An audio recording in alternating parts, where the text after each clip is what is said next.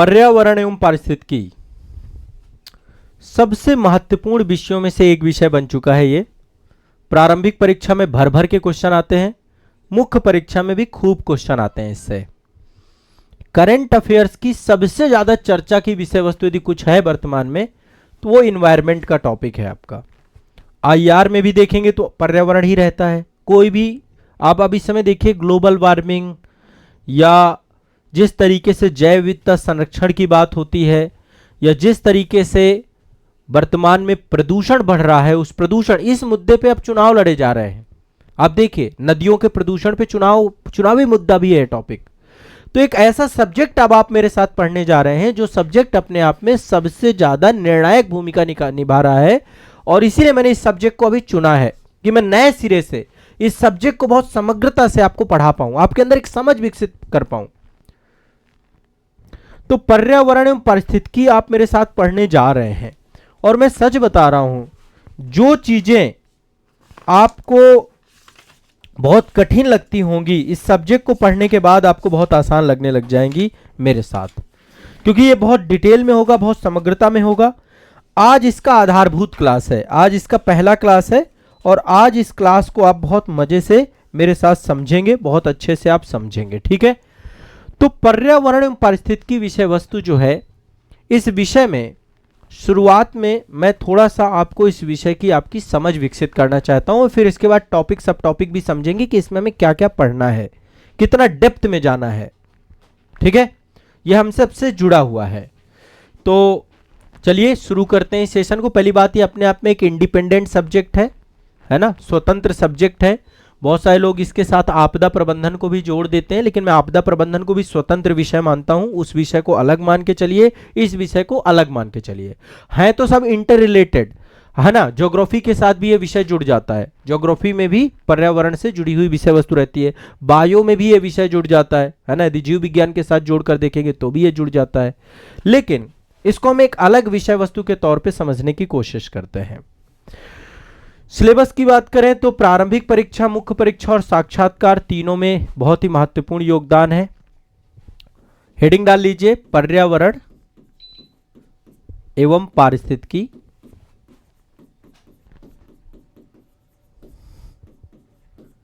एक आधारभूत समझ,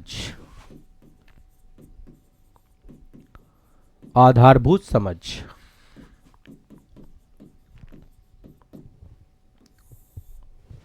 पर्यावरण एवं पारिस्थितिकी एक आधारभूत समझ।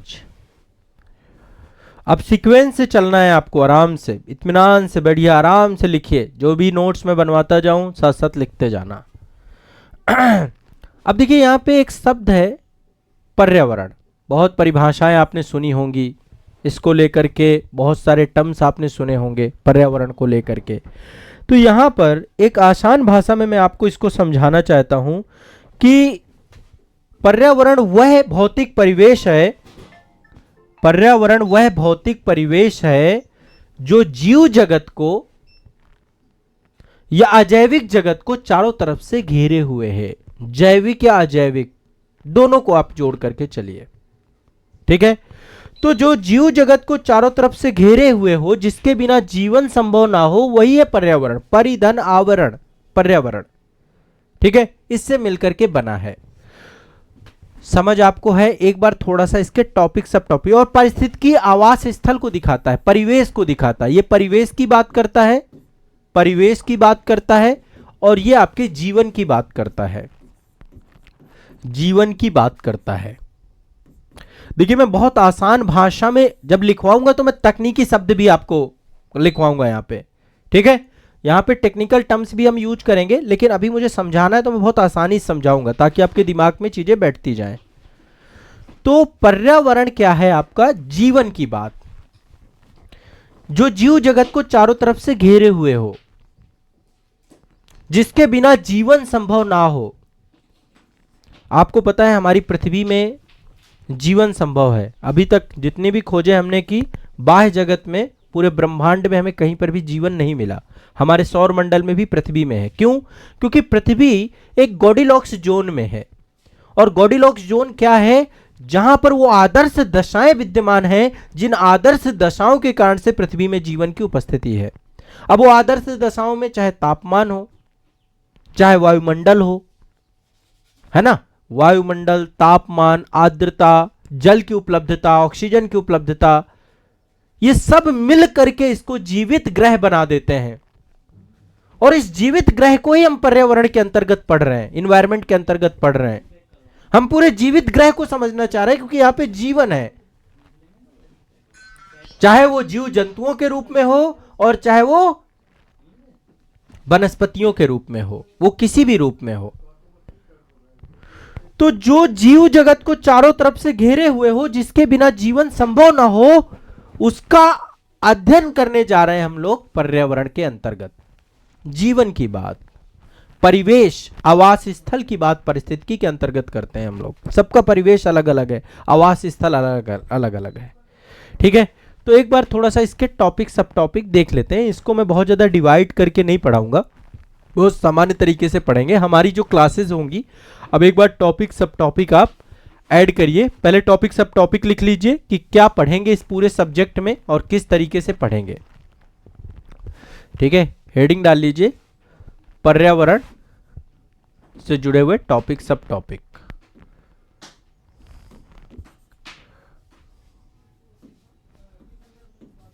पर्यावरण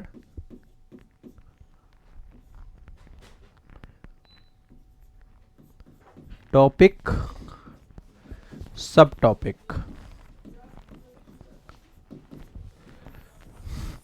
सबसे पहली क्लास हमारी जो होगी, इसमें पहले जो हम शुरुआत करने वाले हैं, पर्यावरण को समझेंगे, एनवायरनमेंट को समझेंगे, पर्यावरण की आधारभूत समझ, पर्यावरण की आधारभूत समझ।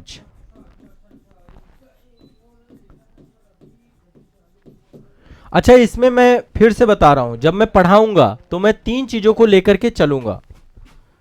जब भी हम किसी चीज की आधारभूत समझ पढ़ते हैं तो आधारभूत समझ में हम 3 चीजें लेकर के चलेंगे।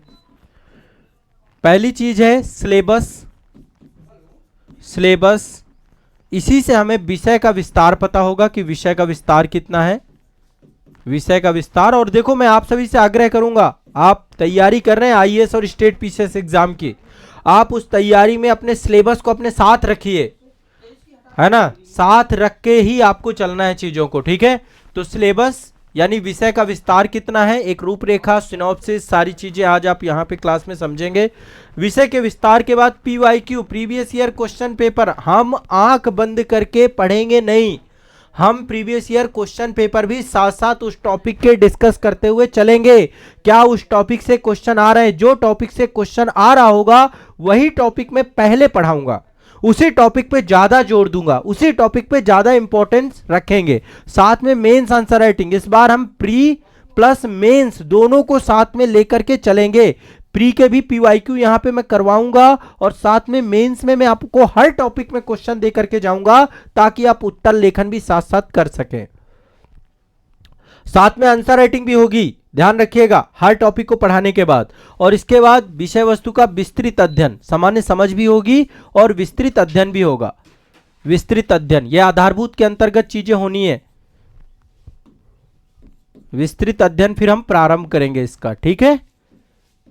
तो पहला चैप्टर आपका यही रहेगा, पर्यावरण की आधारभूत समझ। यहीं पर दूसरा चैप्टर, अब देखो इसमें क्या क्या रहेगा, पर्यावरण की संरचना कैसी होती है, पर्यावरण के प्रकार कितने होते हैं, पर्यावरण के अध्ययन के विषय से क्षेत्र कितने हैं, पर्यावरण के संगठक कितने हैं, मानव का पर्यावरण पे क्या प्रभाव पड़ रहा है, पर्यावरण का मानव पर क्या प्रभाव पड़ रहा है, मानव पर्यावरण संबंध क्या है, मानव पर्यावरण संबंधी अवधारणाएं क्या हैं, सतत विकास को भी इसी के साथ जोड़ देंगे। यहां पे मैं एक टॉपिक ऐड किए दे रहा हूं, सतत विकास, ये मैं अलग से टॉपिक पढ़ाऊंगा।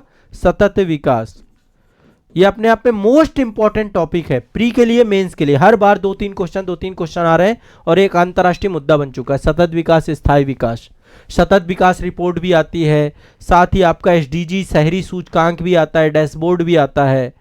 समझ रहे हैं मेरी बात को, ठीक है। तो सतत विकास, इसी के बाद हम पारिस्थितिकी को भी पढ़ लेंगे। पारिस्थितिकी की आधारभूत समझ, ये टर्म्स है तो अब आप समझिए इनको। पारिस्थितिकी की आधारभूत समझ, दोनों जब आप समझ जाएंगे तब फिर आगे बढ़ने में आनंद आएगा। आधारभूत समझ, ठीक है, पारिस्थितिकी की आधारभूत समझ लिखते जाइएगा, बाद में मत कहिएगा इस तरह लिखवा नहीं रहे हैं। देखो ध्यान समझना, पेन चलाते जाओ, यहां पे केवल कथा नहीं सुननी है। क्लास में हाथ में पेन होना चाहिए, एक छात्र की निशानी है, पेन कागज के बिना छात्र हैं ही नहीं आप। आपके हाथ में प्रॉपर बुकलेट में नोट्स बनते हुए चलने चाहिए। कोई भी ध्यान से समझिएगा, आप घर बैठ करके क्लास कर रहे हैं, लेकिन ये बिल्कुल मान के मत चलिए एक ऑफलाइन क्लास की तरह पढ़ा रहा हूं मैं आप लोगों को, महसूस ही नहीं होने दूंगा कि आप घर बैठ करके पढ़ रहे हैं। यदि आपने एक अच्छा इन्वायरमेंट क्रिएट कर लिया तो मैं पूरे एक बहुत शानदार इन्वायरमेंट के साथ आपको पढ़ाऊंगा। ठीक है, तो परिस्थितिकी की आधारभूत समझ बहुत, फिर इसको डिटेल में देखेंगे कि परिस्थितिकी का उद्देश्य क्या है, परिस्थितिकी के कार्य क्या, कारक क्या है, परिस्थितिकी विज्ञान की शाखाएं क्या है, परिस्थितिकी का कैसे वर्गीकरण किया जाता है। इसी के साथ परिस्थितिकी तंत्र भी, इकोसिस्टम भी जुड़ जाए, इसको बोलते हैं इकोलॉजी, और इसी के साथ चौथा हो जाएगा पारिस्थितिकी तंत्र।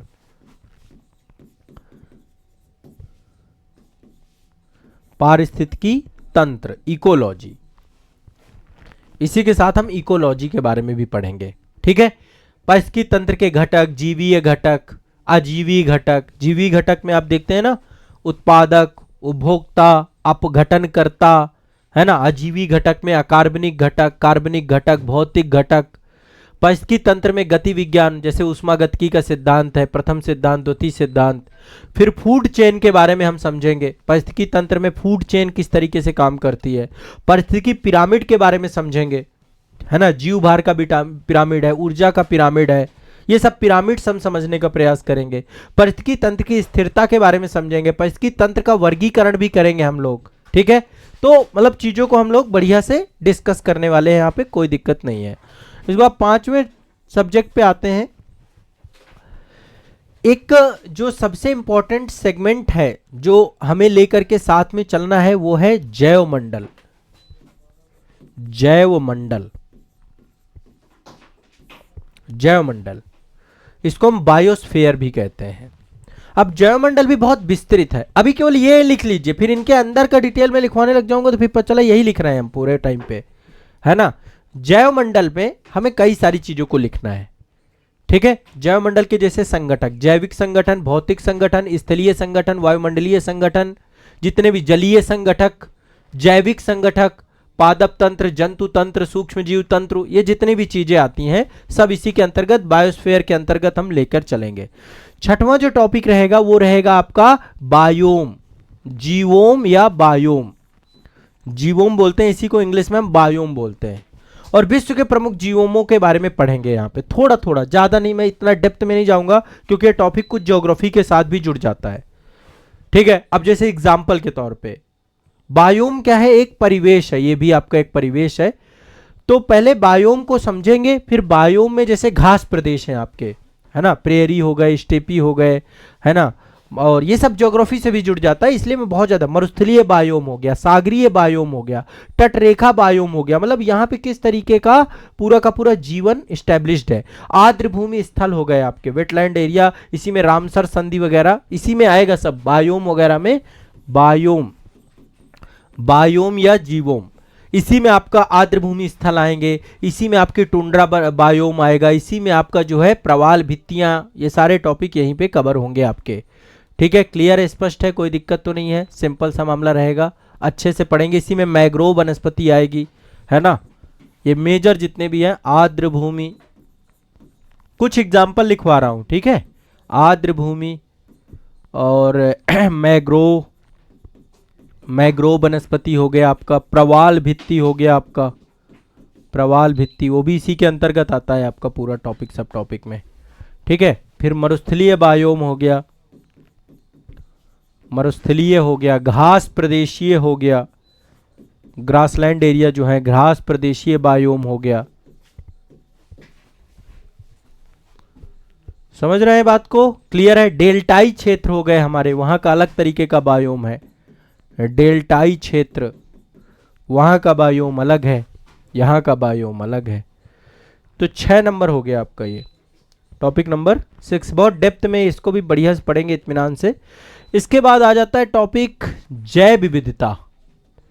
जैव विविधता था ना टॉपिक, जैव मंडल था ना, अभी आ जाते हैं 7वें नंबर टॉपिक पे, जैव विविधता।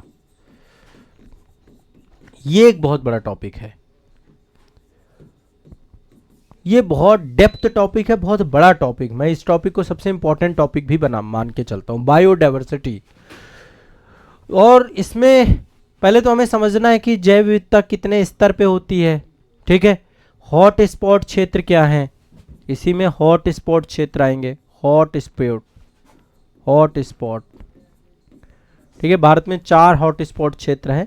हॉट स्पॉट क्षेत्र क्या है, समुद्री जैव विविधता क्या है, संकटग्रस्त प्रजातियां क्या है, IUCN क्या है, रेड डेटा बुक क्या है, ये सब आप यहाँ पे पढ़ेंगे। जैव विविधता के ह्रास के कारण, इससे बहुत क्वेश्चन आते हैं, मोस्ट इंपॉर्टेंट टॉपिक यदि आप समझें, ठीक है। और इसी का एक सेगमेंट जुड़ जाता है जैव विविधता का संरक्षण, इसी का एक टॉपिक जुड़ जाता है संरक्षण।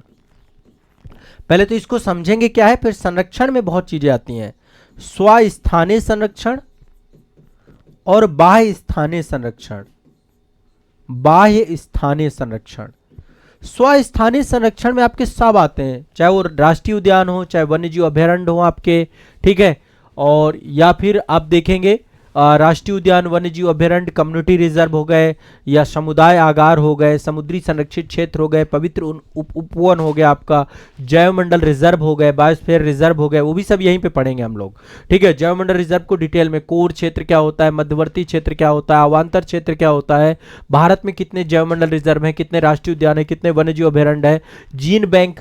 फिर इसके बाद दूसरा है बाह्य स्थानीय। बाह्य स्थानीय में आपके चिड़ियाघर हो गया, है ना, चिड़ियाघर, वनस्पति उद्यान हो गए आपके, जीन बैंक हो गया आपका, बीज बैंक हो गया, निम्न तापीय संरक्षण केंद्र हो गए, और भारत के प्रमुख वनस्पति उद्यान वाले क्षेत्र हो गए, सब इसी के अंतर्गत आते हैं आपके, ठीक है। और भारत सरकार के द्वारा भी बहुत सारे प्रयास चल रहे हैं, जैसे अभी आप देखिए लेटेस्ट में प्रोजेक्ट चीता चलाया गया, है ना, प्रोजेक्ट टीचा, टाइगर रिजर्व, 57 टाइगर रिजर्व हो गए, इनकी भी संख्या बढ़ती रहती है सारी चीजों को, तो टाइगर रिजर्व हो गए, प्रोजेक्ट जो है, जितने भी प्रोजेक्ट है मेन अभी डॉल्फिन रिजर्व को लेकर बहुत बड़े स्तर पे काम किया जा रहा है, डॉल्फिन संरक्षण पे काम किया जा रहा है। बिहार में भी एक आपका राष्ट्रीय डॉल्फिन संरक्षण केंद्र बनाया गया।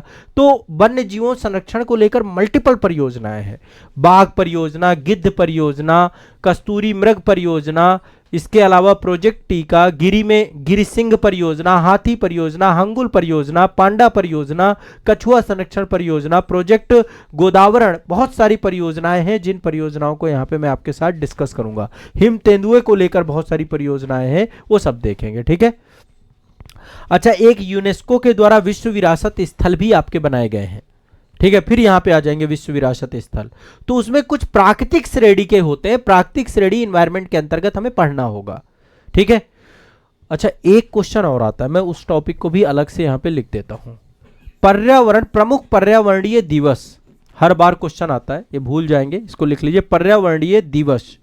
कभी ओजोन दिवस पूछ लेगा, कभी रामसर स्थल दिवस पूछ लेगा, कभी पर्यावरण दिवस, कभी कोई ना कोई दिवस पूछ लेता है, तो मैं पूरा एक पर्यावरण दिवस एक क्लास में हो जाएगा, इसको भी निपटा देंगे, ठीक है, कोई दिक्कत नहीं है। सिंपल सिंपल हम टॉपिक वाइज पढ़ते हुए चलेंगे, मैं आपको बता दूंगा कल ये टॉपिक पढ़ना है, उस टॉपिक को मैं पूरा करके ही दम लूंगा, ठीक है। उस टॉपिक को इस तरीके से, फिर अगले दिन अगला टॉपिक, एक एक टॉपिक एक एक दिन में कंप्लीट करते चलेंगे, और बहुत बढ़िया से आपको चीजें समझ में आएंगी। अच्छा, जैव विविधता को लेकर बहुत सारी संधियां हुई हैं अंतरराष्ट्रीय स्तर पे, तो जैव विविधता अभी संधियां भी पढ़नी पड़ेंगी हमको।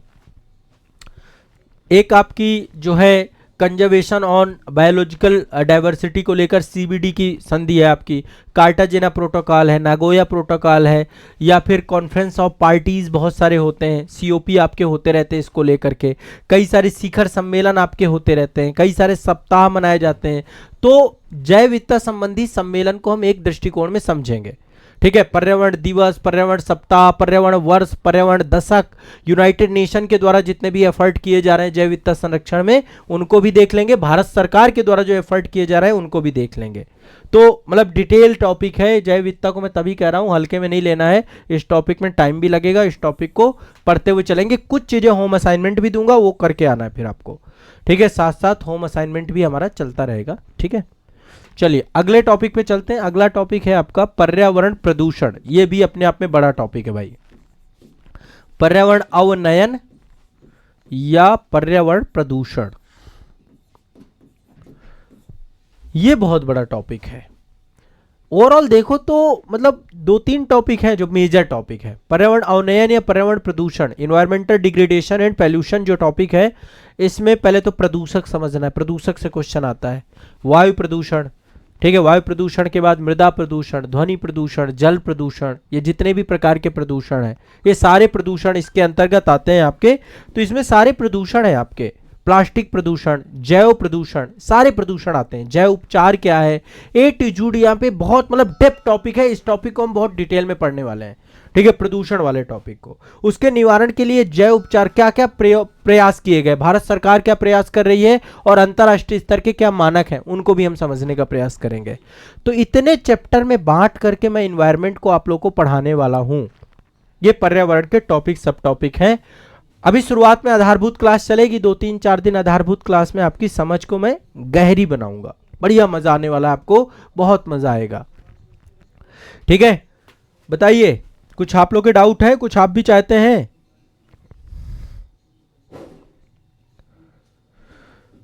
आप लोगों को समझ में आ रहा है?